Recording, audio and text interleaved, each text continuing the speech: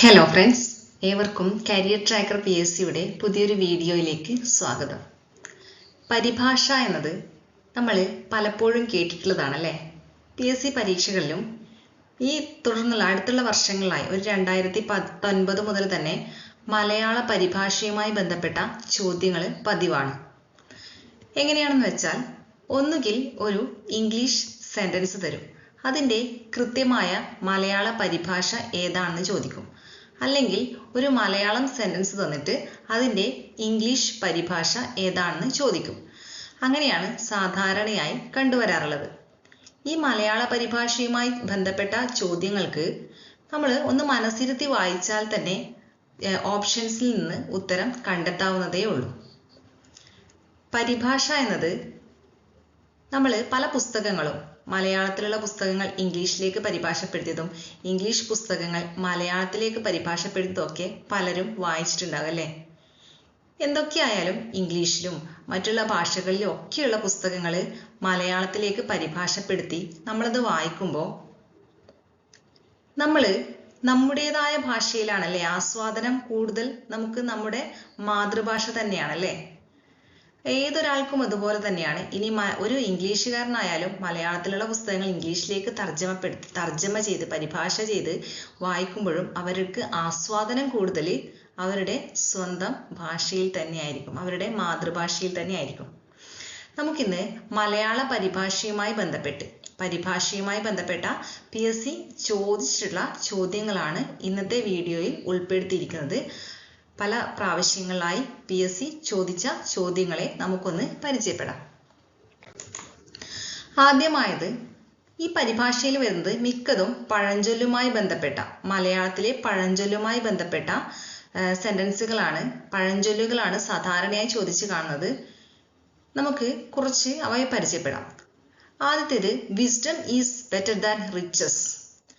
ഇങ്ങനെ ഒരു wisdom is better than riches എന്ന ഇംഗ്ലീഷ് വേർഡ് തന്നിട്ട്, ഇംഗ്ലീഷ് സെൻറ്റൻസ് തന്നിട്ട് അതിൽ 4 ഓപ്ഷൻസ് തരും, മലയാളത്തിലെ 4 ഓപ്ഷൻസ് തരും.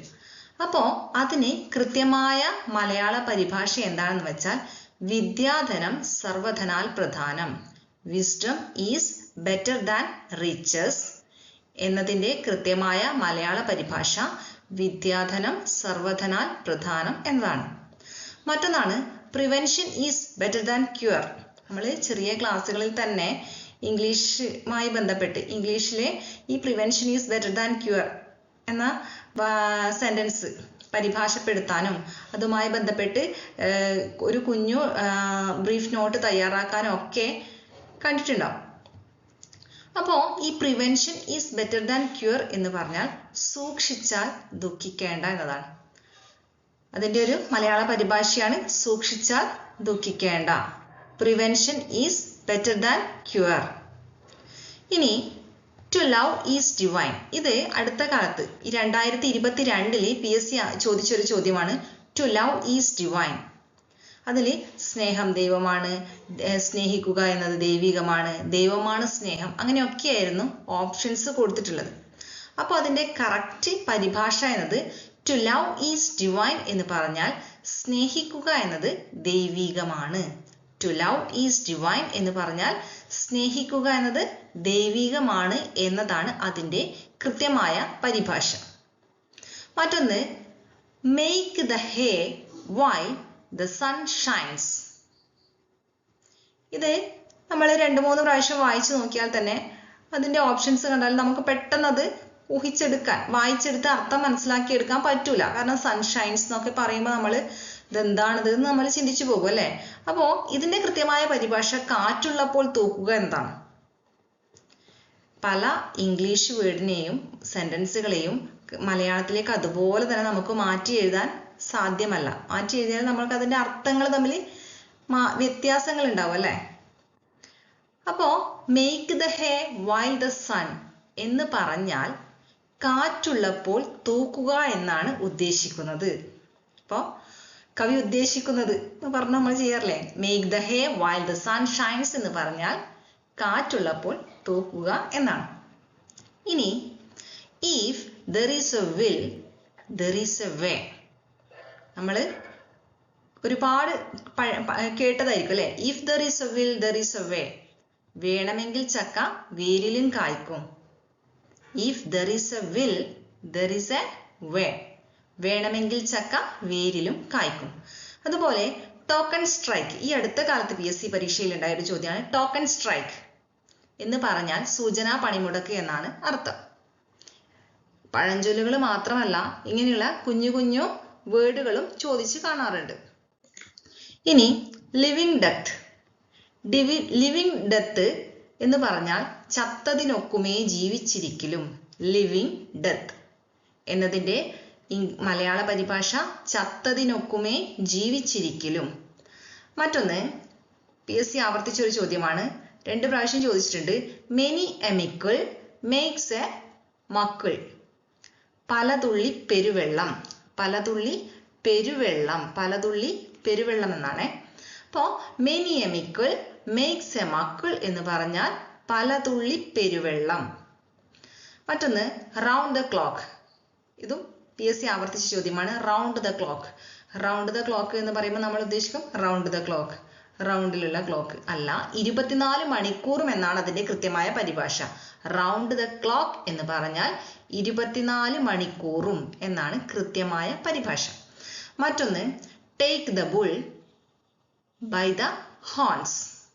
കാളയുമായി ബന്ധപ്പെട്ടല്ല പറയുന്നത്. എന്താണ് ഉദ്ദേശിക്കുന്നത്? പ്രയാസത്തെ സധൈര്യം നേരിടുക എന്നതാണ്. Take the bull by the horns.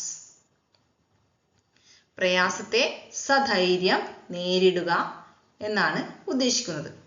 മറ്റൊന്നാണ് നോ പെയിൻ നോ ഗെയിൻ. എല്ലുമുറിയെ പണി ചെയ്താൽ പല്ലുമുറിയെ തിന്നാം. No pain no gain. എല്ലുമുറിയെ പണി ചെയ്താൽ പല്ലുമുറിയെ തിന്നാം. ഇതൊന്നും ഈ നോ പെയിൻ നോ ഗെയിൻ ഒന്നും നമ്മൾ ഇംഗ്ലീഷ് വേർഡ് നോക്കിയാൽ പെയിൻ എന്ന് പറഞ്ഞാൽ വേദന അല്ലേ, ഗെയിൻ എന്ന് പറഞ്ഞാൽ നമുക്ക് കിട്ടുന്ന എന്തെങ്കിലും പ്രതിഫലം അല്ലേ. അപ്പോൾ നമുക്ക് ഇതൊന്നും കൃത്യമായി മലയാളത്തിലേക്ക് മാറ്റി എഴുതിയാൽ അതിൻ്റെ കൃത്യമായൊരു അർത്ഥം നമുക്ക് കിട്ടൂല അല്ലേ. നോ പെയിൻ നോ ഗെയിൻ ഇതൊക്കെ പഠിച്ച് തന്നെ വെക്കണം. നോ പെയിൻ നോ ഗെയിൻ എന്ന് പറഞ്ഞാൽ എല്ലുമുറിയെ പണി ചെയ്താൽ പല്ലുമുറിയെ തിന്നാം എന്നാണ്. മറ്റൊന്ന് കിത്ത് ആൻഡ് കിൻ. ഈ അടുത്ത കാലത്ത് ചോദിച്ചതാണ്. കിത്ത് ആൻഡ് കിൻ എന്നത് ബന്ധുമിത്രാദികൾ എന്നാണ് അതിൻ്റെ അർത്ഥം. കിത്ത് ആൻഡ് കിൻ എന്ന് പറഞ്ഞാൽ ബന്ധുമിത്രാദികൾ എന്നാണ് അർത്ഥം. പിന്നീട് ടു റൂട്ട് ഔട്ട്. ഈ 2025 ഒരു ക്വസ്റ്റ്യൻ പേപ്പറിൽ കണ്ടതാണ്. ടു റൂട്ട് ഔട്ട് എന്ന് പറഞ്ഞാൽ ഉന്മൂലനം ചെയ്യുക. ടു റൂട്ട് ഔട്ട് എന്ന് പറഞ്ഞാൽ ഉന്മൂലനം ചെയ്യുക. ഈ വേർഡ് വായിച്ചാൽ, ഈ സെന്റൻസ് വായിച്ചു കഴിഞ്ഞാൽ റൂട്ട് എന്ന് പറഞ്ഞാൽ വേരാണ് അല്ലേ.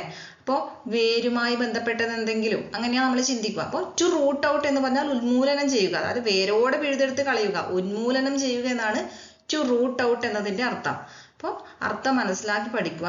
ഉന്മൂലനം ചെയ്യുക, വേരോടെ പിഴുതെടുത്ത് കളയുക എന്നതൊക്കെയാണ് ടു റൂട്ട് ഔട്ട് എന്നതിൻ്റെ അർത്ഥം. മറ്റൊന്ന് fly in the face of. Fly in the face of എന്ന് പറഞ്ഞാൽ വെല്ലുവിളിക്കുക.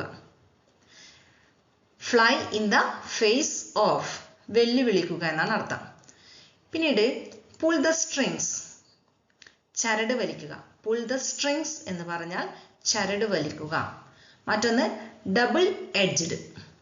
ഡബിൾ എഡ്ജ്ഡ് എന്ന് പറഞ്ഞാൽ ഡബിൾ ഇരുതല അല്ലെ. ഡബിൾ എഡ്ജ്ഡ് എന്ന് പറഞ്ഞാൽ ഇരുതല മൂർച്ചയുള്ള എന്നാണ് അർത്ഥം. പിന്നീട് ഇന്നർ സീക്രട്ട്. ഇന്നർ സീക്രട്ട് എന്ന് പറഞ്ഞാൽ അത് വായിച്ചാൽ തന്നെ നമുക്ക് മനസ്സിലാവും. ഉള്ളുകള്ളികൾ. ഇന്നർ സീക്രട്ട് എന്ന് പറഞ്ഞാൽ ഉള്ളുകള്ളികൾ. ഈ 2026 തോന്നുന്നു ചോദിച്ച ചോദ്യമാണ് wagging the tail. Wagging the tail എന്ന് പറഞ്ഞാൽ ലോഹ്യം പറച്ചിൽ. ലോഹ്യം പറയാം. നമ്മൾ ഒരാളെ കണ്ടാൽ ജസ്റ്റ് നമ്മൾ ആദ്യമായി കാണുമ്പോഴുള്ള സംസാരിക്കുന്നത് അതാണ് വാഗിങ് ദ ടെയിൽ എന്ന് പറഞ്ഞാൽ ലോഹ്യം പറച്ചിൽ. ഈ ലോഹ്യം പറച്ചിൽ എന്ന് തന്നെയാണ് PSC ഓപ്ഷൻസ് കൊടുത്തിട്ടുള്ളത്. അപ്പോൾ വാഗിങ് ദ ടെയിൽ എന്ന് പറഞ്ഞാൽ ലോഹ്യം പറച്ചിൽ എന്നാണ് അർത്ഥം. ഇനി ടെറിട്ടോറിയൽ ഡോമിനേഷൻ, ഇതും ചോദിച്ചതാണ്. ടെറിട്ടോറിയൽ ഡോമിനേഷൻ എന്ന് പറഞ്ഞാൽ ടെറിട്ടറി അല്ലെ, ഒരു പ്രദേശത്തിന്റെ ടെറിട്ടറി. അപ്പോൾ ടെറിട്ടോറിയൽ ഡോമിനേഷൻ, പ്രാദേശികാധിപത്യം. ഡോമിനേഷൻ എന്ന് പറഞ്ഞാൽ ആധിപത്യം. അപ്പോൾ ടെറിട്ടോറിയൽ ഡോമിനേഷൻ എന്ന് പറഞ്ഞാൽ പ്രാദേശിക ആധിപത്യം എന്നാണ് അതിൻ്റെ പരിഭാഷ. പിന്നീട് ബ്രീവിറ്റി. നമ്മളൊരു ബ്രീഫ് നോട്ട് തയ്യാറാക്കുക എന്നൊക്കെ പറയൂലേ. അപ്പോൾ ബ്രീവിറ്റി എന്ന് പറഞ്ഞാൽ സംക്ഷിപ്തത, ഒരു രത്നച്ചുരുക്കം എന്ന് പറയും. ബ്രീവിറ്റി എന്ന് പറഞ്ഞാൽ സംക്ഷിപ്തത. അതുപോലെ PSC ചോദിച്ചൊരു ചോദ്യം വന്നു, tit four tat. Tit four tat എന്ന് പറഞ്ഞാൽ ഉരുളക്കുപ്പേരി. ടിറ്റ് ഫോർ ടാറ്റ് എന്നതിൻ്റെ പരിഭാഷയാണ് എന്ത്? ഉരുളക്കുപ്പേരി. ഇത്രയും PSC മുൻകാലങ്ങളിൽ ചോദിച്ചതാണ്. ഇനി കൂടുതൽ ചോദ്യങ്ങൾ കണ്ടെത്തി മറ്റൊരു വീഡിയോയുമായി വരുന്നതുവരെ ഏവർക്കും ബൈ. Thank you.